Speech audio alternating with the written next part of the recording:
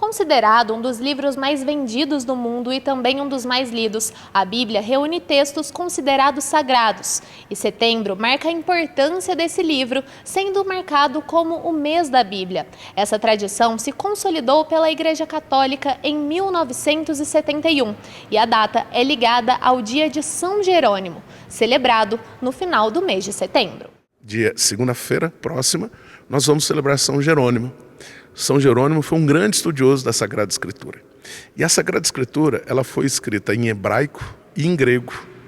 Então, São Jerônimo, um grande estudioso, traduziu tanto a parte da Bíblia que está em hebraico, quanto a parte da Bíblia que está em grego, ele traduziu para o latim. E o que isso, vamos dizer assim, providenciou? Que hoje, nós aqui no Brasil, tenhamos a condição de ter a Bíblia na mão e ler em português.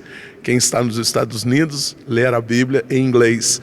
Quem está em qualquer país do mundo, na sua língua, no seu dialeto, conseguir ler e rezar a Bíblia na sua língua local, na sua língua nativa. Para a Igreja Católica, a Bíblia é sinônimo da Palavra de Deus. Dizer que na Bíblia está contida a Palavra de Deus é saber que Deus se revelou ao ser humano de maneira humana, ao longo da história, e que em determinado momento, alguém, escritores, inspirados por Deus, fez colocar no papel o que Deus foi revelando ao longo da história. Então, para nós, é realmente o ponto inicial. Essa professora de Ciências da Religião explica o que é a Bíblia, um conjunto de livros que narram a história do que se constitui a comunidade cristã. É interessante observar que a Bíblia ela foi organizada numa justa posição de textos para que as pessoas pudessem entender a história desse povo considerado um povo escolhido,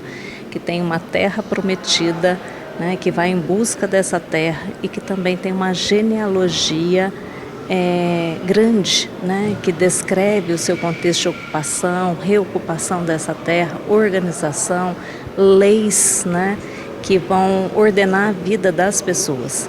Então a Bíblia também ela passa a ser uma fonte histórica de compreensão e da cultura de um povo. São diversas as interpretações da Bíblia. Nós temos na Bíblia textos que são contemporâneos aos acontecimentos, descritos à sua época, e temos textos que são memórias de narrativas que foram contadas por esses povos através de gerações.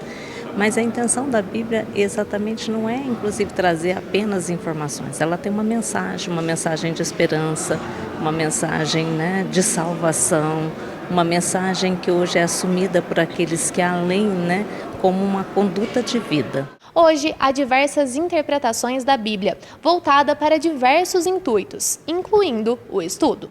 Há muitas traduções da Bíblia, para efetivamente torná-la mais acessível às pessoas, Mas as que eu trouxe aqui eu considero curiosidades. Por exemplo, a Bíblia arqueológica é uma Bíblia de estudos, que se fundamenta nos achados arqueológicos, nos estudos científicos em relação a provas e evidências de passagens bíblicas.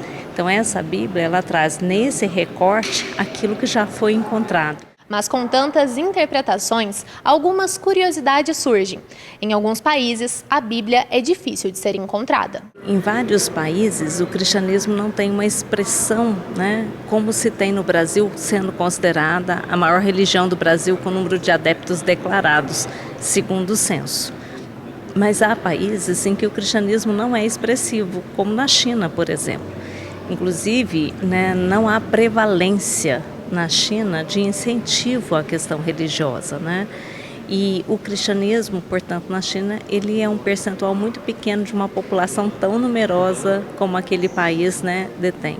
Então lá, efetivamente, não é permitido vender a Bíblia publicamente, só é permitido vender dentro do espaço sagrado, dentro da igreja. Em alguns momentos, a Bíblia pode ser usada além da religião. A Bíblia ela pode ser um referencial para o cotidiano. Muitas pessoas fazem a leitura orante da Bíblia diariamente. Muitas pessoas têm a Bíblia como um processo meditativo, como uma orientação para os momentos mais difíceis do contexto em que estão envolvidos. Então, a Bíblia torna-se, às vezes, também um elemento de decoração nos ambientes familiares, né? Como um elemento sagrado de pertença, de representativo nas casas, né? E tem volumes belíssimos da Bíblia, Bíblias ilustradas, né? Sem contar também que a Bíblia, muitas vezes, ela inspirou a arte, a estética dos espaços religiosos, de quadros, né? Pinturas famosas da Bíblia também são mencionadas, né? E são avaliadas muito bem no meio da arte, né? No campo da arte, porque a Bíblia é um referencial muito para além dessa questão da mensagem da palavra, né? Ela influencia vários povos e culturas, também influencia vários campos profissionais, né? Inara Angra para o Plantão 47.